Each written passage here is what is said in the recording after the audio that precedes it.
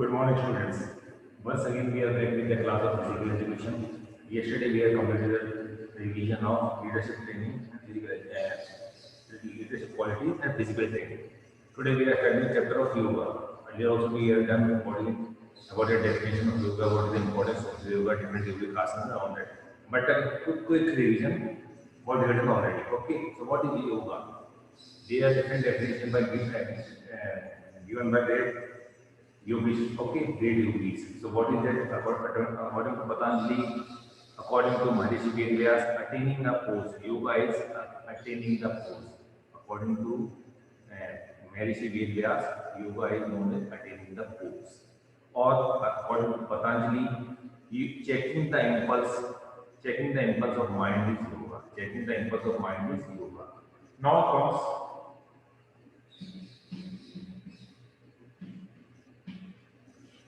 importance of yoga. Importance of yoga. What? See, everything. Whenever you are doing something, for example, you are doing physical exercise also, you are doing running also. So without knowing the benefits, without knowing the side effects, suppose you are taking medicine, you are knowing all the benefits, all the side effects of everything.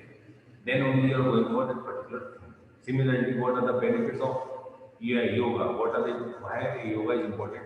Nowadays, everyone is living a sedentary life. No one is able to give time. No, many people are there, those who are not able to give time for exercises. Right? They are working almost 10 to 12 hours on computers, sitting with health increase. Now they can't go for running and all that because they feel tired. So what is that? Do yoga for some time. In the morning, do Surya Namaskar, then on different asanas that are beneficial for health.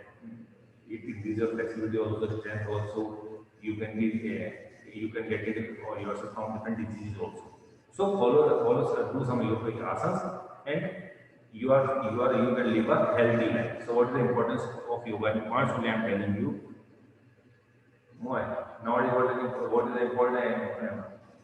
the important problem that everyone is facing? Stress and tension. So it reduces stress and tension. Yoga reduces stress and tension. For example, when you meditate, you are releasing all the tension from your mind. You are releasing all the tension from your mind. After that comes cure and prevention of various diseases. Cure and prevention of various diseases. Maintenance of correct posture. Well, correct posture gives you attractiveness. What to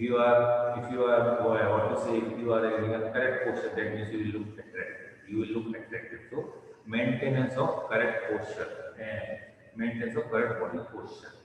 After that comes increasing flexibility and attractiveness of the body. Once you start doing asana, there are some asana. By doing them, you can increase the flexibility of the body. What is flexibility? Okay, the range of the motion around the joint, that is known as flexibility. So once you have started doing yoga, you can increase your flexibility. Similarly, enhancement of moral and ethical values. Generally, everyone thinks bad about anything, but when you start meditating, why I am doing something wrong, why I am harming someone else. When you start thinking about that, when you start meditating, so what will happen? You will have some moral values inside you. After that comes reduction of the obesity. Okay, it can be known as one of the disease only. Obesity, then comes stress and depression, that is known as okay, that is known as latest lifestyle diseases. Obesity, stress, etc. After that comes elements of yoga. Elements of yoga. Yam, niyam. Okay. Yam. After that comes ahimsa and etc. So yam, niyam. After that it follows asana. Asana, pranayama, pranayama. Okay, after that comes pratyahara. So what is now pratyahara, dharana? After that comes dhyan and samadhi. Samadhi is the last attaining. What we will say? attaining your means you are directly linked with the God only. So what is yam? There are 8 limbs of yoga. Generally there are elements of 8 limbs of yoga. So what are the elements? Yam. The first element of yoga is yam. So which has the following five subdisciplines. Okay, under yam there are five subdisciplines means ahimsa, satya, asahasya, brahmacharya, and apigaya. What is ahimsa means don't harm anyone.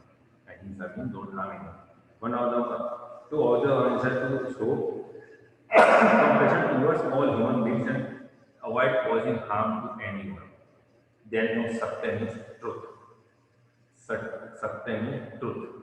Asatya, it is don't steal, don't harm, and don't try to steal their thought, don't try to steal their ideas. And okay, you are thinking like that, oh, that I should do this, I will get an award. No, if you now, what is the benefit of what is the importance of yoga?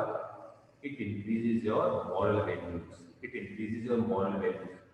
once you are once you start feeling good about an individual, surely it will be there. You will also there will be something good in your life also. So don't feel bad. Don't feel bad about don't bad about someone else.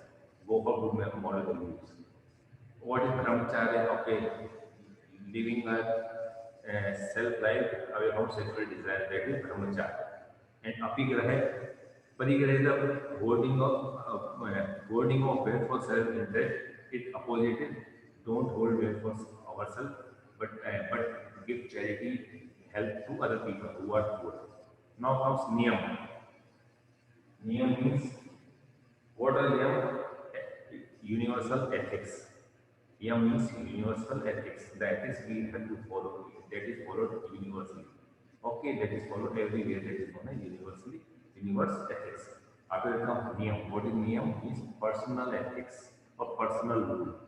Under this comes soch. That means of the importance of having a clean mind and body. After that comes santosh. What is santosh? Self-satisfaction.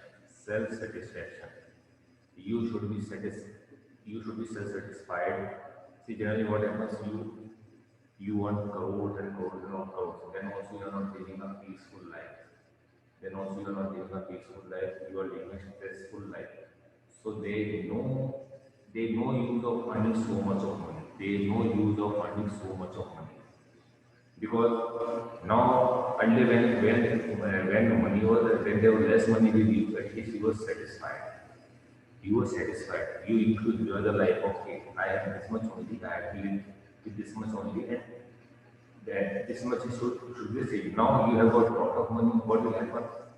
I should earn more and more and more. So where you have what you have left your peace of mind. What is important? Peace of mind. Understood? What is important? Peace of mind. You are not self-satisfied now. Daily you will try to okay. Earlier I was working 8 hours. I was getting this amount of salary. Now I am working 20 days. I will work 16 hours to earn more and more money. So you are living a peaceful life. You are living your peace of mind. When you are self-satisfied, now you are not there. You have left everything. Okay, might be you are away from family. You are earning money. That is everything. But you are away from the family. Now, what to say? The smile of children, the smile, the help, and taking care of that you have forgot. So this is known as santosh. Be self-satisfied. Santosh upload modesty. There is a virtue it can be brought as a contentment of mind. After that comes tap. Tap called for disciplined use of energy produced by the body by applying it to physical tasks. Okay. So means self-understanding, self-study of oneself. And Ishvara Paramidhana, that means proximity with the divine, which will save us from going anywhere else. After that comes asana. Generally, what we say, okay, you know yoga, I know this asana and this asana. Okay, I can do this Paschimottanasana, I can do this Sarvankasana, I can do Shalpasana, etc. etc. What is that? That is not yoga. These are the elements on which yoga is. What to say? These are the rules of yoga, through which yoga has been involved into the world, which has created yoga.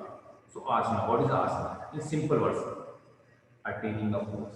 So there attaining a pose, it can be while standing also, it can be while sitting also, it can be while lying down also. So what is asana? Asana is a term of posture or positions of yoga which increase your physical fitness and mental peace. Attaining a is a term for posture or positions of yoga.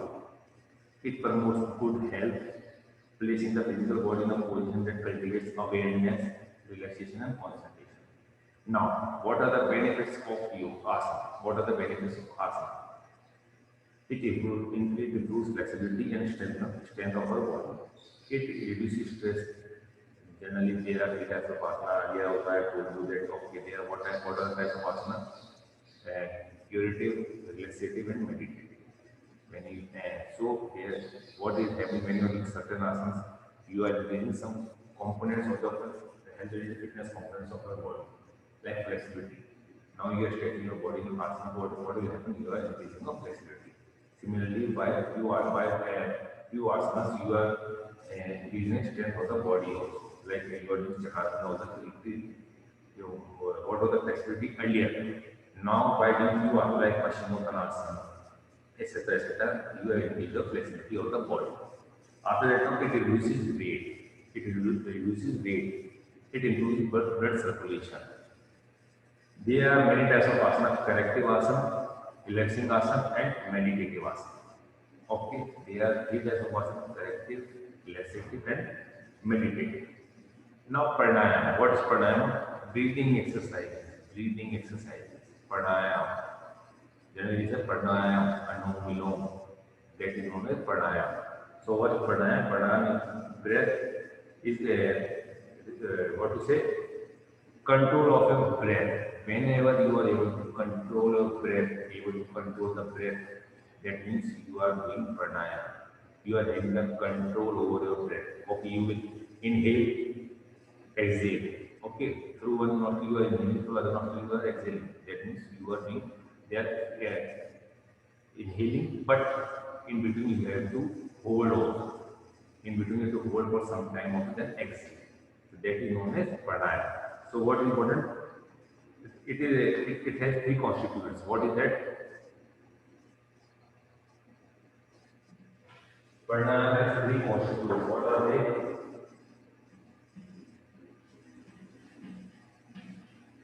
Uraka, Kumaka, and Rechaka. Purak, Kumbhak, and Rechak. What is Purak means inhalation, inhalation of the air inside your nose. Kumbhaka means retaining the breath, hold it there. From one nostril you are inhaling. Now there is the internal Kumbhaka and external Kumbhaka. After that comes Rechaka. Rechaka means exhaling, exhalation of the air. Inhale, retain it, hold it, then exhale. So that's pranayama. After that comes pratyahara, withdrawing from the senses. Withdrawing from the senses. That means ahimsa.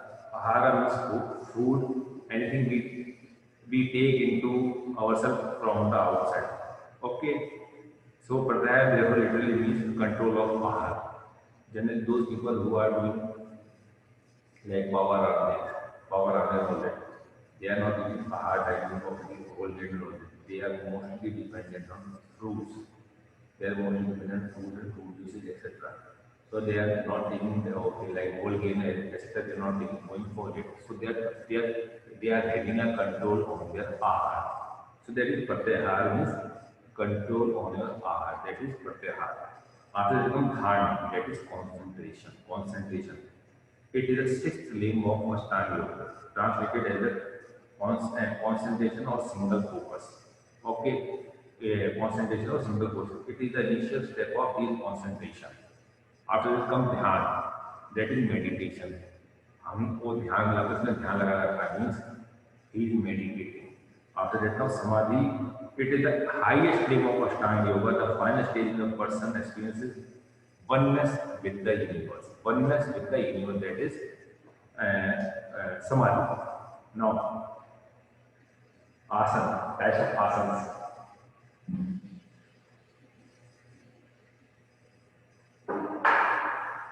What is asana? Earlier I told you about types of asana: meditative, relaxative, and corrective. Meditative, relaxative, and cultural asana, corrective asanas. So, what is meditative asanas?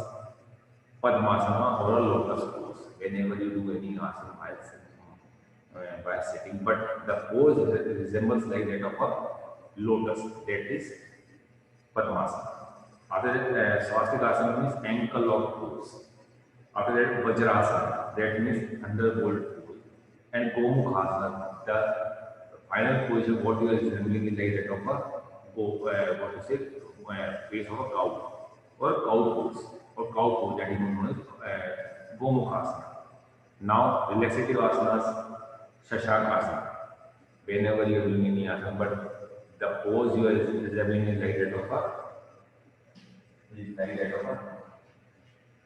here, that is known as Shashangasana. See, the names are there from that only. Like Gomukhasana, the pose you are taking is like that of a cow. And after that, it was what is a lotus pose. Okay, lotus pose was Padmasana. Whenever you are sitting and doing the yoga, you are taking the pose like that of a lotus. After that comes Shavasana, lying dead body pose. Okay, or horse pose, or pose that is like you are lying like a dead body. That is known as Shavasana. Shav means dead body. Okay, so Shavasana. After that comes Makarasana. Makar in Hindi, what does Makar means? Makar means crocodile. So when you are going for it, when the final position like that of a crocodile, that is known as Makarasana. After that comes Kalchadasana, or it can be exercise position at intimate base aspects of body. Now Shishasana. Shishasana means standing on the sheets. Why? What is that? Sheets called head.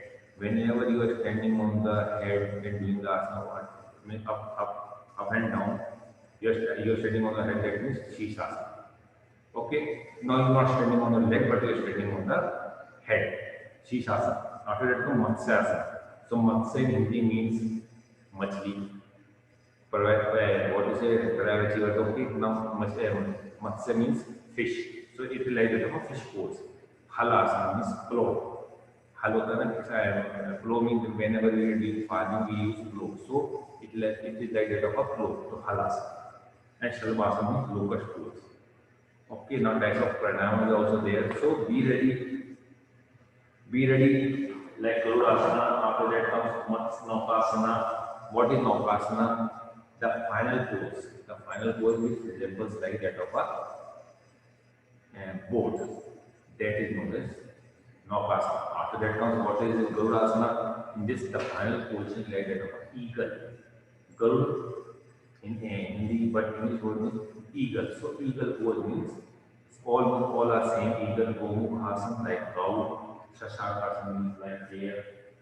And Shavasana means like that of a dead body or sports body.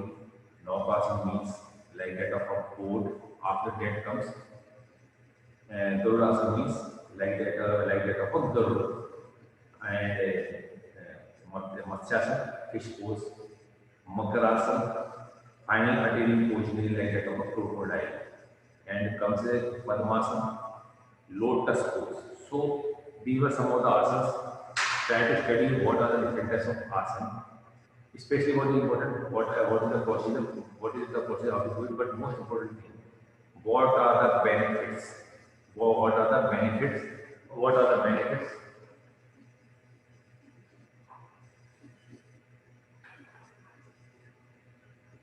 What are the benefits and what are the contraindications? Who should not do it? There are some asanas like pregnant ladies can't do it.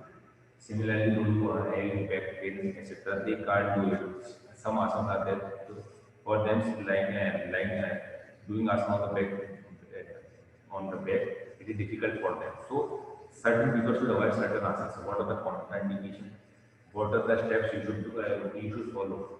Like Surya Namaskar, there are 12 steps, but that is not in the course. So, what are the steps and what are the procedures to do that particular asana? After that comes what are the benefits of that particular asana? What are the benefits? Whether it reduces stress, it reduces depression, it reduces obesity, etc., etc. What are the benefits and what are the contraindications? Who should not do it?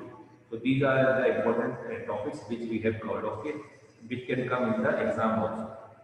Like the definition of yoga, or what are the eight limbs or eight elements of yoga, or what are the elements of yoga, or limbs of yoga, almost same only. After it comes eight are the yam, niyam, dharana, pratyahara, etc. etc. After that comes what are the different types of asana are there, different types of asana, like basically meditative and technical. Okay.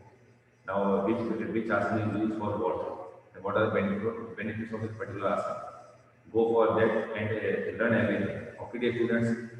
So, almost whole course is over right now. If you have any doubt, hopefully there will be no doubt. Just try to revise everything, and when the paper comes, write to the point only. What it is asked in the question paper, go for that thing, particular thing only. Don't go for more. Okay, what are the benefits? What are the benefits of this particular aspect, for example?